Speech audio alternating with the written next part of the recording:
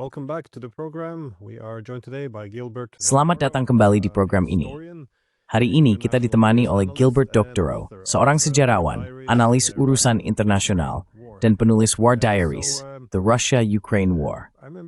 Saya ingat terakhir kali Trump meningkatkan tekanan dan retorika terhadap Rusia. Dia memberi mereka waktu 12 hari untuk menerima gencatan senjata tanpa syarat. Jika tidak, responsnya akan sangat menghancurkan.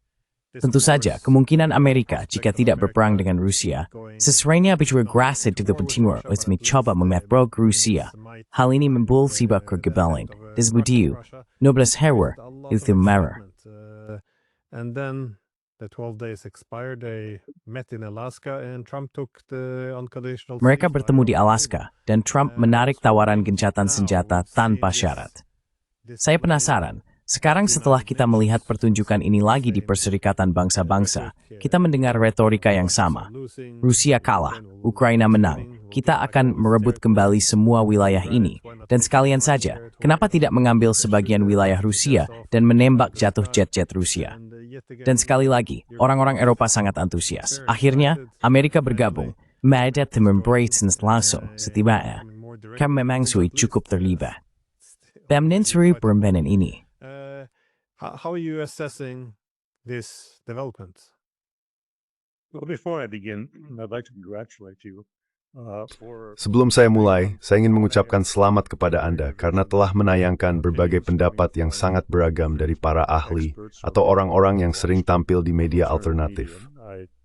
1 jam yang lalu, saya sempat menonton bagian pertama dari wawancara Anda pagi ini dengan Jeffrey Sachs. Dan apa yang akan saya sampaikan sangat berbeda dengan interpretasi beliau. Secara umum, di media alternatif, Sachs sangat dikenal. Dan memang ada alasannya, serta memiliki banyak pengikut. Juga dengan alasan yang jelas. Saya jauh kurang dikenal, dan itu juga ada alasannya. Pandangan saya bisa dibilang sebagai pandangan yang menyimpang dari apa yang akan kita bahas. Saya rasa akan sangat informatif bagi para penonton untuk membandingkan, untuk menyaksikan dua interpretasi berbeda ini ketika masing-masing dari kami ditanya pertanyaan yang sama oleh Anda.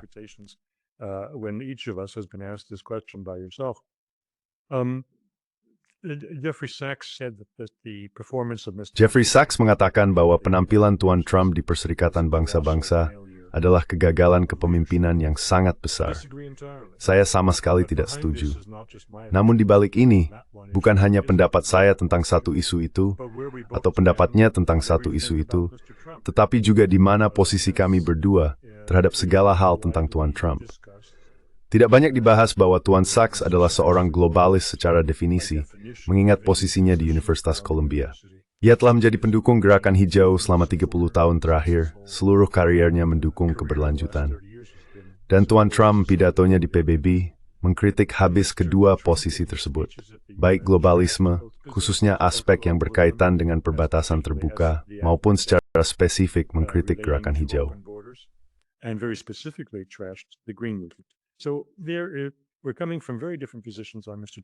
Jadi kita berasal dari posisi yang sangat berbeda mengenai Tuan Trump secara umum. Tapi mari kita lihat apa yang terjadi minggu ini dalam pidatonya dan dalam jawaban Trump kepada para wartawan terkait penembakan jatuh jet Rusia yang melanggar wilayah udara, serta kemungkinan Tuan Zelensky akan berhasil merebut kembali wilayahnya berkat bantuan yang akan ia terima dari Uni Eropa. Nah, Jeffrey Sachs mengecam Trump karena kurang jujur. Tidak menjelaskan kepada rakyat Amerika SAR kebijakannya, dan bersikap munafik. Posisinya adalah jika Tuan Trump kan hal-hal tersebut, dia akan dimakzulkan dan dicopot dari jabatannya dalam beberapa seminggu.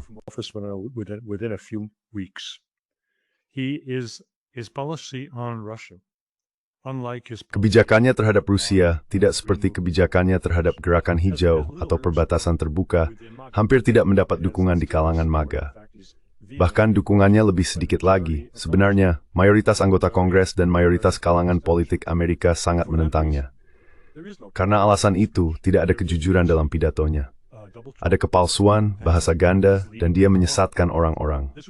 Inilah kesimpulan pertama saya terkait penilaian Gilbert Doctorow tentang kemungkinan Mr. Zelensky memenangkan perang melawan Rusia. Awalnya, para pemimpin Eropa bereaksi dengan kegembiraan. Bukan hanya Lindsey Graham di Amerika yang terbuai oleh hal ini. Seluruh pimpinan puncak Eropa juga demikian, baik itu Merz, Starmer, maupun Macron. Whether it's Merz or Starmer or Macron. Macron was sitting next to Trump. It looked very pleased. Macron duduk di sebelah Trump dan tampak sangat senang mendengar Trump mengatakan bahwa dia benar-benar yakin Zelensky bisa berhasil. Nah, itu adalah reaksi awalnya. Setelah beberapa waktu dan refleksi, serta setelah media seperti Financial Times muncul dan mengatakan, "Hey, omong-omong, bisa jadi kata-kata Trump sebaiknya tidak diterima mentah-mentah." Dan sebenarnya dia sedang menyiapkan panggung bagi Amerika untuk mencari jalan keluar dan agar Eropa disalahkan, karena akan ada saling menyalahkan atas kekalahan dan penyerahan diri Ukraina di masa depan. Nah, pandangan itu sekarang telah menjadi konsensus di antara para juru bicara Uni Eropa, seperti Kaja Kallas, yang muncul dan mengatakan hal itu. Tapi, ya, tidak persis seperti itu. Yang diarah akan bahwa Ukraina tidak bisa berhasil hanya dengan bantuan Uni Eropa saja. Ukraine cannot succeed with the help of the European Union alone. That is a hint that the United States should be part of the. Itu adalah petunjuk bahwa Amerika Serikat seharusnya menjadi bagian dari kelompok tersebut. Namun, ini juga menunjukkan bahwa mereka sekarang menyadari bahwa mereka telah dipermainkan, atau seperti yang dikatakan salah satu pembaca esai saya baru-baru ini, bahwa Tuan Trump sedang mempermainkan mereka, yang memang merupakan pandangan saya tentang situasi ini. Jika dia secara terbuka mengatakan bahwa dia berharap Tuan Zelensky akan dikalahkan dan sebagainya, dia akan menghadapi perlawanan besar dari seluruh Kongres. Jadi itulah permainan yang sedang dia mainkan. Selain itu, mengenai pernyataan macan kertas, sebuah penghinaan terhadap Rusia, beberapa pembaca Rusia dari wawancara saya yang diterjemahkan ke dalam bahasa Rusia oleh berbagai platform internet mengatakan bahwa itu adalah penghinaan terhadap Putin. Nah, izinkan saya memberikan penjelasan singkat. Tuan Trump ingin menjadi pembawa damai. Dia ingin menangani segera berakhir. He wants the war to end. And he's been told by all sides. Dan dia telah diberitahu oleh semua pihak bahwa dia harus menekan Tuan Putin. Saya percaya dia memang menekan Tuan Putin. Dan ejekan bahwa Rusia adalah macan kertas merupakan bagian dari teknik tekanan Donald Trump terhadap Tuan Putin, tetapi bukan dalam arti yang diinginkan para pemimpin Eropa dan banyak anggota Kongres. Ejekan itu adalah, Vladimir, selesaikan sekarang, hancurkan Ukraina sekarang. Baru-baru ini saya mengatakan dalam sebuah wawancara bahwa itu bisa dilakukan jika Tuan Putin menyingkirkan para Erashnik dan menghancurkan Bankovskaya Ulitsa, jalan di pusat kota Kiev, tempat sebagian besar kantor pemerintahan berada. Seorang pembaca dan komentator Rusia berkata, Anda 100% benar. Dan bagi orang Rusia untuk menulis itu cukup berani. Itu bisa dianggap sebagai pengkritik Putin atau agen musuh. Tapi itulah pesan yang sedang disampaikan Tuan Trump. That is the message that Mr. Trump is delivering. It is interesting though that Menariknya, pembawa damai tidak selalu mampu menciptakan perdamaian, karena hal itu sering dianggap sebagai tanda kelemahan. Misalnya, menjelang akhir Perang Dingin, ketika Reagan ingin membuka pembicaraan dengan Soviet dan mendiskusikan cara memperbaiki hubungan, serta mencapai lebih banyak perdamaian, akan sangat sulit bagi seorang yang dikenal lembut untuk melakukan hal ini. Namun karena dia dikenal sebagai sosok yang tegas, tidak ada yang bisa menuduhnya lemah terhadap Rusia. Jadi karena dia memiliki reputasi sebagai seorang yang keras, dia memiliki modal politik untuk benar-benar berbicara dan mencoba menciptakan perdamaian. Maksud saya, hal yang sama juga bisa dikatakan tentang bagaimana Rusia memberikan konsesi wilayah kepada Tiongkok. The Russians gave territorial concessions to the Chinese. For Yeltsin, that would have been impossible. Bagi Yeltsin, itu akan mustahil karena dia dianggap lemah. Itu hampir seperti tindakan pengkhianatan. Tidak ada yang melihat Putin sebagai sosok lemah, sehingga dia bisa membuat banyak kesepakatan yang menjadi dasar bagi hubungan yang lebih stabil dan kuat dengan Tiongkok. Maksud saya, mungkin Anda benar, karena memang sangat sulit untuk menciptakan perdamaian jika Anda dikenal sebagai pembawa damai, mengingat mereka dianggap lemah. Kadang-kadang memang baik untuk berperan sebagai sosok yang tegas. Namun saya harus katakan, ada sedikit ketidakjujuran, dan itu tidak hanya terjadi pada Trump. Seluruh gagasan bahwa ketika dia mengatakan ya, Ukraina bisa, Mas. When he says, yes, Ukraine can win, nobody really believes this, and Tidak ada yang benar-benar mempercayai ini. Dan mengingat reaksi mereka adalah, tunggu, dia hanya mencoba menyalahkan kami atas kegagalan Ukraina. Jelas orang Eropa juga tidak berpikir bahwa Ukraina sedang menang. Ini hanyalah salah satu hal yang harus diucapkan untuk menunjukkan loyalitas pada narasi yang membuat perang terus berlangsung. Jadi kita semua meneriakkan, ya, perang ini tidak diprovokasi. Ukraina sedang menang. Korban mereka sedikit. Rusia datang ke kontinusi. Zelensky sangat demokratis. Maksud saya yang harus katain untuk mendukung perpanjubar. Tapi Anda tidak kejujuran pun. But the thing is that there's no honesty anywhere, though. Everyone is just lying to. Semua orang hanya berbohong untuk mendukung narasi yang membuat mustahil tercapainya kesepakatan damai dan justru memperpanjang perang. Tapi bagaimana menurutmu, Starmer, Macron, von der Leyen, dan Merz? Apa posisi mereka? Karena saya melihat Tuan Tusk, Perdana Menteri Polandia, menulis di Twitter dan menyadari, tunggu, kita mungkin sedang dipermainkan di sini. Maksudnya, Trump sedang mencoba menyerahkan tanggung jawab perang Ukraina kepada kita. En so, mungkin panik seperti itu every benor, en meraih tin terbekia bahwa Brian Menfos sesuatu FCO. Esa saya, mengapa kabupaten rank tuap istilah yang BBM racist sedang menang? I mean, why wouldn't you want to take responsibility if you actually think you're winning? Well, they are so heavily invested in all of this. Mereka sangat terlibat dalam semua omong kosong ini, sehingga sangat sulit bagi mereka, terutama karena mereka bergerak secara serempak dan sangat kritis terhadap anggota dari 27 negara yang keluar dari barisan, seperti Fico di Slovakia dan Orban di Hungaria. Jadi mereka akan mengambil langkah, tapi mereka terus menundanya, langkah menuju realitas. Tapi izinkan saya sangat jelas tentang kemunafikan dan kebohongan kepada publik atau kepalsuan yang disebarkan oleh Tuan Trump. Itu terjadi di satu bidang, mungkin di beberapa bidang lain juga. Namun bidang yang patut dicatat adalah kebijakannya tentang demokrasi, perang Ukraina-Rusia, dan tentang apa yang ia harapkan dari hubungan Amerika dengan Rusia setelah perang. American relations with Russia to be after the war. He doesn't dare set it out. Dia tidak berani menyampaikan hal itu secara langsung, jujur, dan terbuka. Karena alasan yang baru saja saya sebutkan, dia akan kehilangan semua dukungan politiknya dan langsung menjadi presiden yang tidak berdaya jika tidak dimakzulkan, jika itu yang dia lakukan. Namun di saat yang sama, pidatonya di PBB sangat jujur dan terbuka serta menunjukkan kepemimpinan terlepas dari apakah Anda menyukai arah kepemimpinannya atau tidak. Itu adalah persoalan lain. Itu adalah pilihan bagi siapapun tentuan. Tapi dia benar-benar jujur dalam mengungkapkan pemikirannya yang tulus tentang perbatasan terbuka dan tentang energi terbarukan sebagai pengganti bahan bakar fosil tradisional.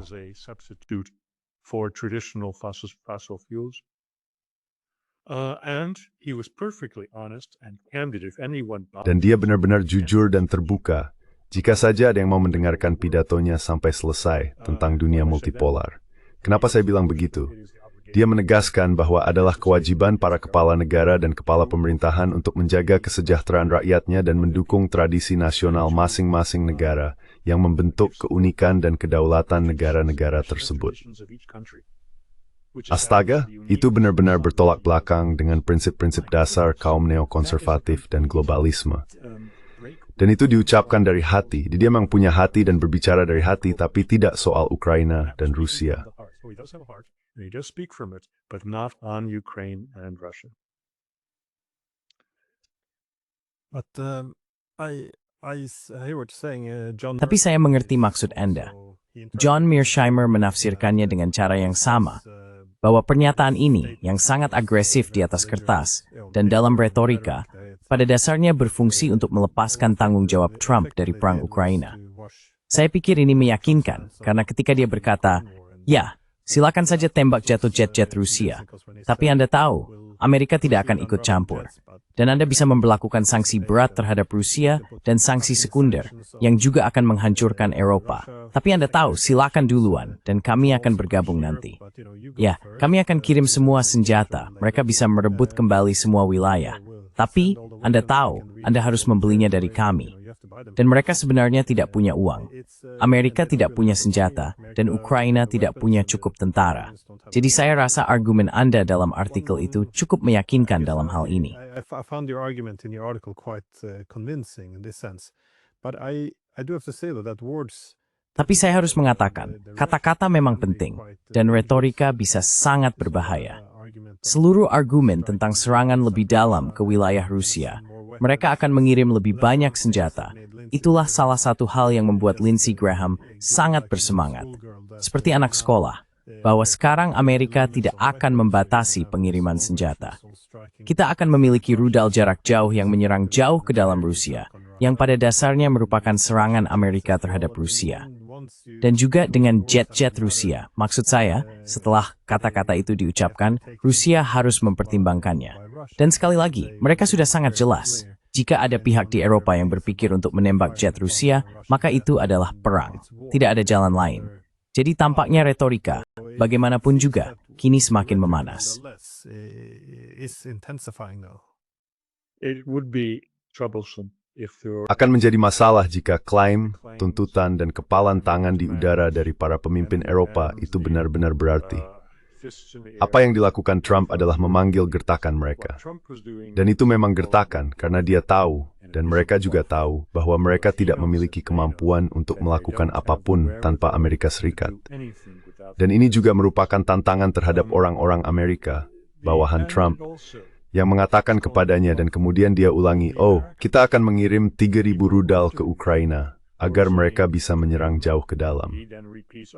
Nah, isu ini telah dibahas oleh para analis Rusia di televisi nasional, dan mereka menegaskan bahwa senjata-senjata ini belum diproduksi. Kita sedang membicarakan sesuatu yang baru akan terjadi 2 atau 3 tahun dari sekarang.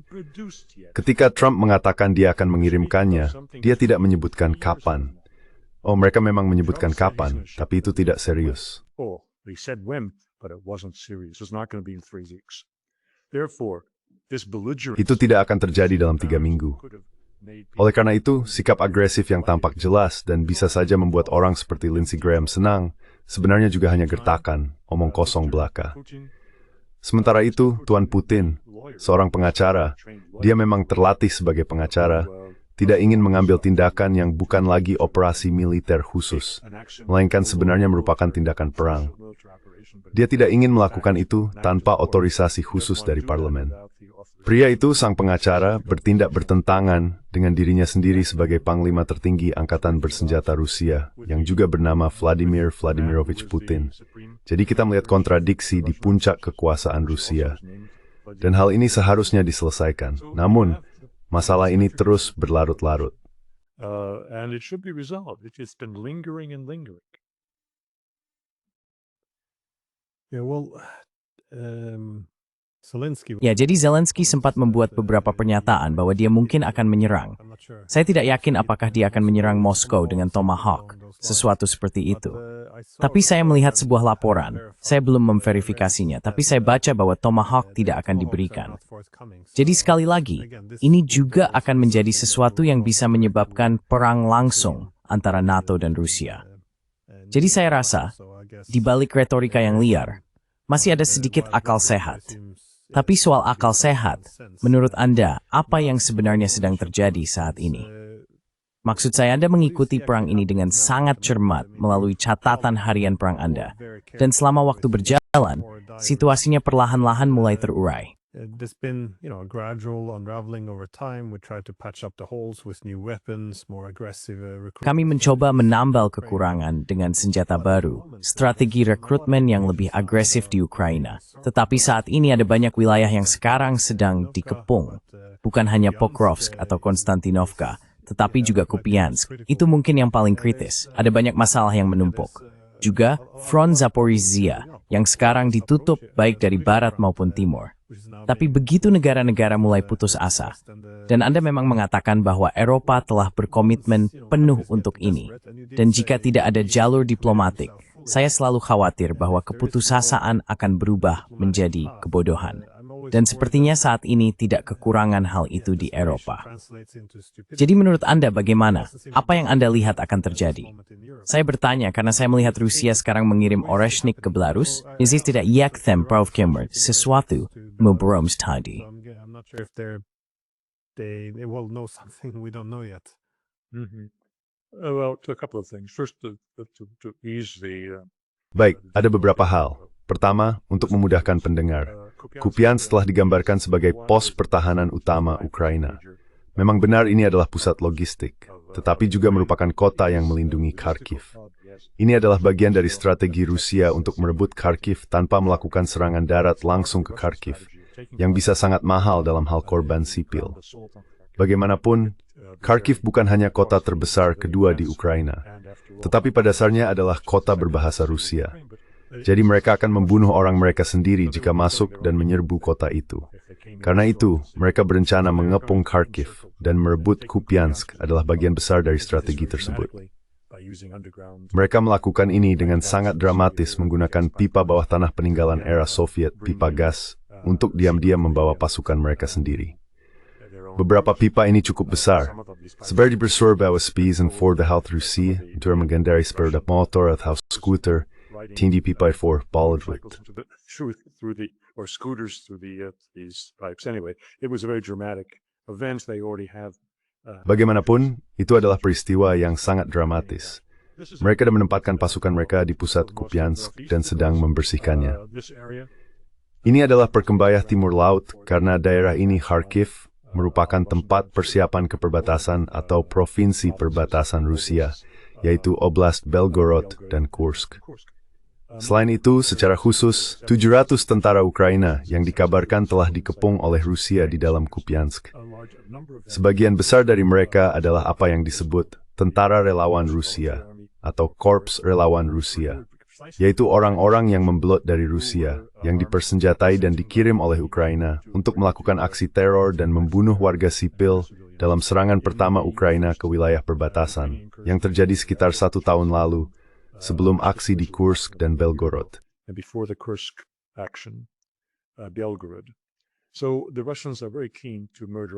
Jadi Rusia sangat berambisi untuk membunuh mereka semua. Dan saya kira mereka telah menewaskan 250 dari 750 orang yang ada sebelumnya. Namun, itu bukanlah front utama.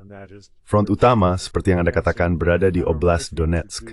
Di sanalah Rusia sedang maju dan kemungkinan akan melakukan di kota Pokrovsk yang dalam bahasa Rusia dikenal sebagai Krasnoyarsk, sesuatu yang mirip dengan apa yang mereka lakukan sekarang di Kupiansk.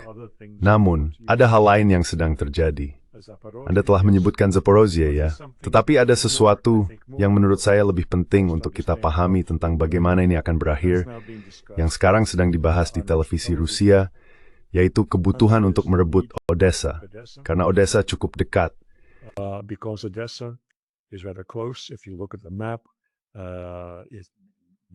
Jika Anda melihat peta, ini dalam istilah maritim. Letaknya cukup dekat dengan Crimea. Inggris dan Prancis telah memandang Odessa sebagai pangkalan kunci untuk tujuan tersebut. Jadi sekarang Rusia juga mengalihkan perhatian mereka ke Odessa untuk direbut.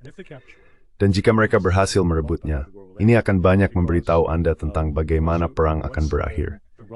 Karena begitu Ukraina yang tersisa tidak memiliki Odessa, Ukraina kehilangan banyak daya tariknya bagi Inggris dan Prancis. Jadi inilah arah perang saat ini.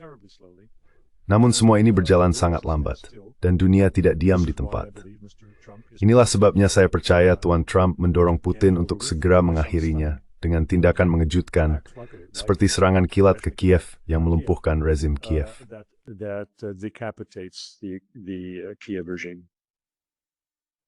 So you think a decapitation strike could... Jadi Anda berpikir serangan pemenggalan kepala bisa saja terjadi.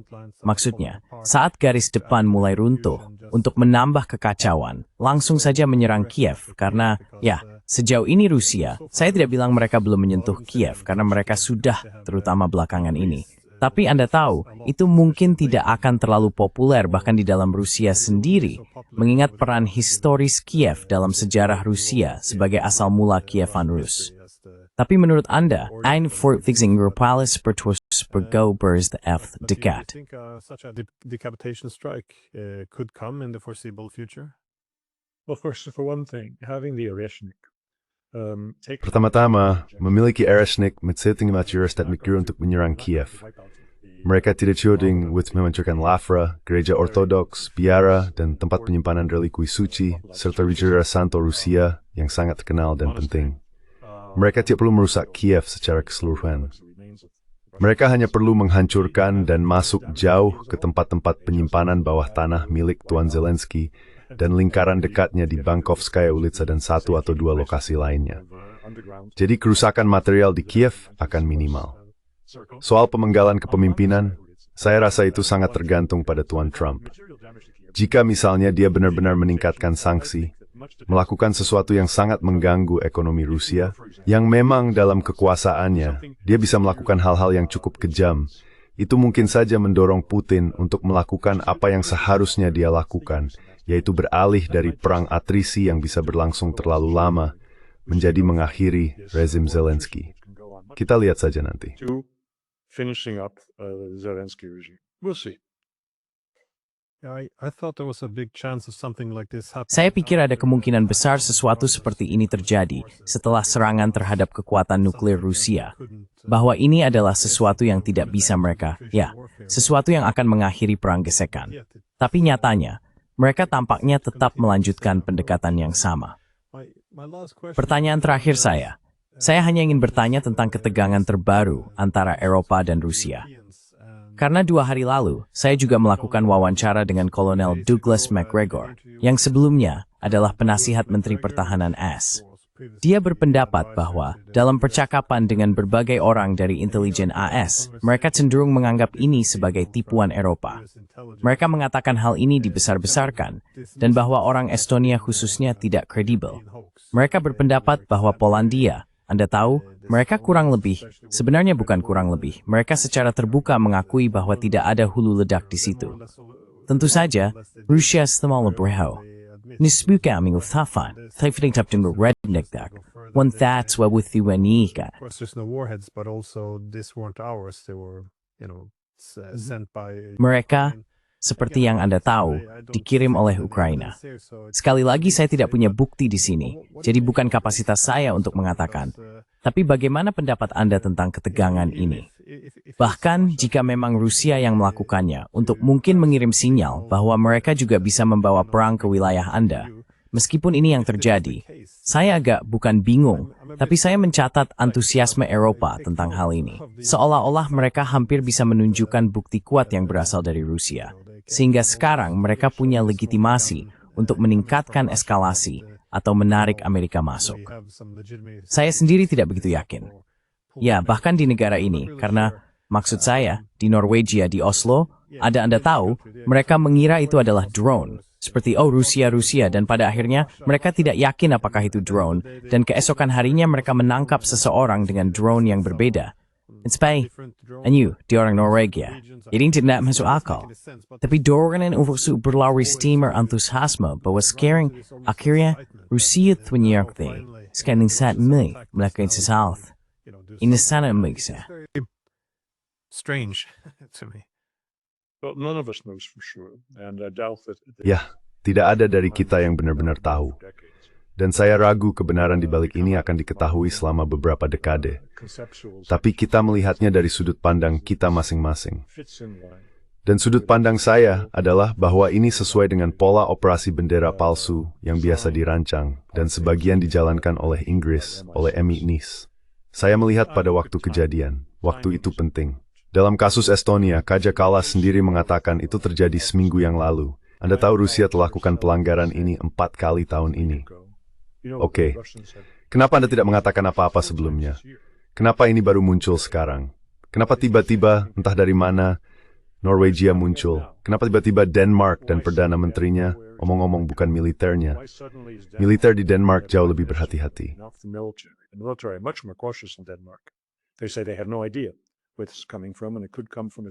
Mereka bilang mereka tidak tahu dari mana asalnya, dan itu bisa saja berasal dari kapal di Laut Baltik, dan bisa jadi kapal siapa saja.